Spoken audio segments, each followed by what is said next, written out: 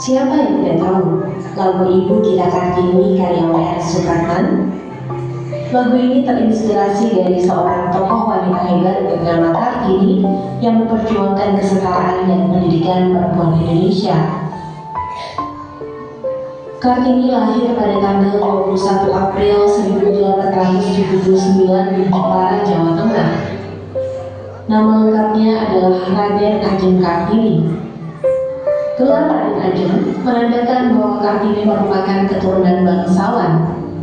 Ayahnya, Raden Mas Adipati Aryo Sosrodingrat, adalah seorang bupati Jepara, sedangkan ibunya, M.A. Nasirah, adalah putri dari pemerintah kolonial Belanda yang mengharuskan seorang bupati memiliki istri seorang bangsawan. Karena ibu Kartini berasal dari kalangan biasa, ayah Kartini akhirnya menikah lagi dengan putri Raja Madura bernama Raden Ajeng Mojang. Kartini kemudian memiliki total 10 saudara, baik saudara kandung maupun tiri. Sebagai anak dari pejabat tinggi pemerintah, Kartini memiliki kesempatan untuk bersekolah di Humorische Lager School, sekolah untuk keturunan Belanda dan Eropa yang setingkat dengan sekolah dasar. Di sekolah, Kartini belajar bahasa Belanda. Kartini juga mendapatkan wawasan baru mengenai penyaluan dari arah barat.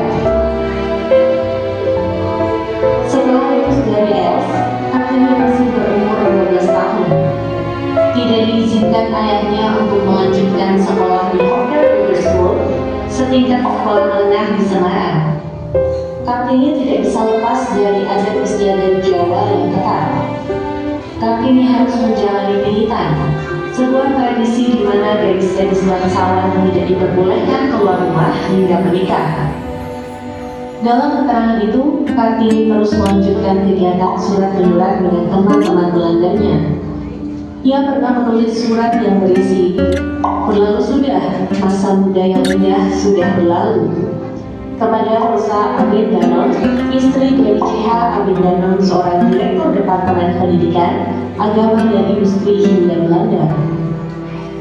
Kartini juga pernah menuliskan rasa putus asanya ketika menjalani pilihan kepada sahabat temannya yang bernama Estelle atau Stella Sihandoan, seorang aktivis feminis dari Belanda. Dalam surat lainnya, Kartini menceritakan nasib perempuan di daerahnya yang tertinggal jauh dan memiliki status sosial yang rendah. Menurut Kartini, perempuan seharusnya mendapatkan kesetaraan dan kebebasan. Dalam masa pilihan, Kartini tetap melakukan hobi membacanya. Ia membaca buku-buku modern kiriman kakaknya, R.N. Panji Sosrokartono. Kartini juga membaca buku, koran, dan majalah dari dalam dan luar negeri milik ayahnya. Dari hobinya itu, Kartini belajar banyak hal, mulai dari sosial, politik, hingga sastra. Kartini kemudian membuka sekolah untuk perempuan dan mengajar bersama dengan adik-adiknya, Rukmini, Kartinah, dan Sumarti. Sekolah yang Kartini buat tentu tidak memiliki kurikulum seperti di sekolah Belanda. Di sekolah Kartini, para perempuan diajarkan untuk membaca, menulis dan berhitung, serta berbagai keterampilan lainnya seperti kerajinan tangan dan memasak.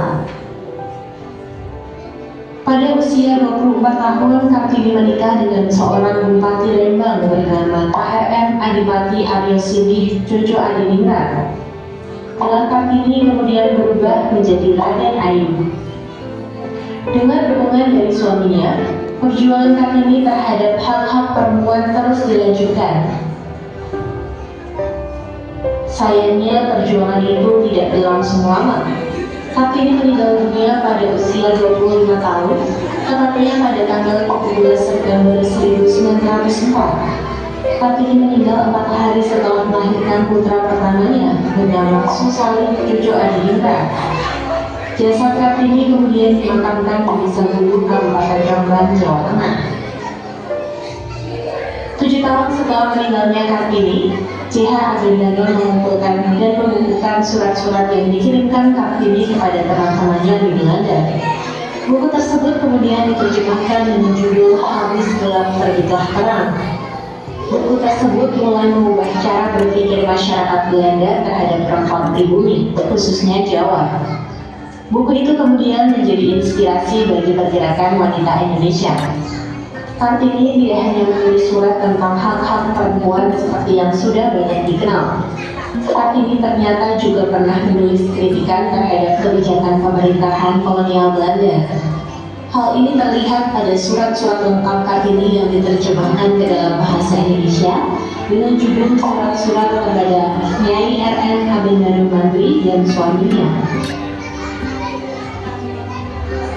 Dalam rangka melanjutkan perjuangan Kartini terhadap pendidikan perempuan, keluarga Pangerenter, salah satu tokoh politik etnis Belanda saat itu, mendirikan sekolah Kartini di Semarang. Setelahnya, berdiri juga sekolah Kartini di Madiun, Jakarta, Bogor, Malang, Cirebon, dan daerah lainnya.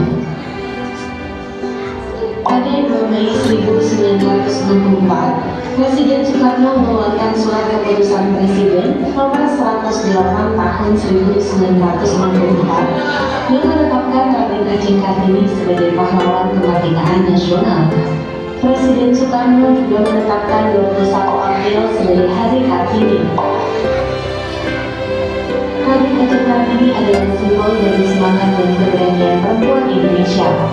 Meskipun tidak sempat melihat perubahan besar selama hidupnya, perjuangan Kartini membuka jalan bagi wanita Indonesia untuk memperoleh pendidikan dan hak-hak yang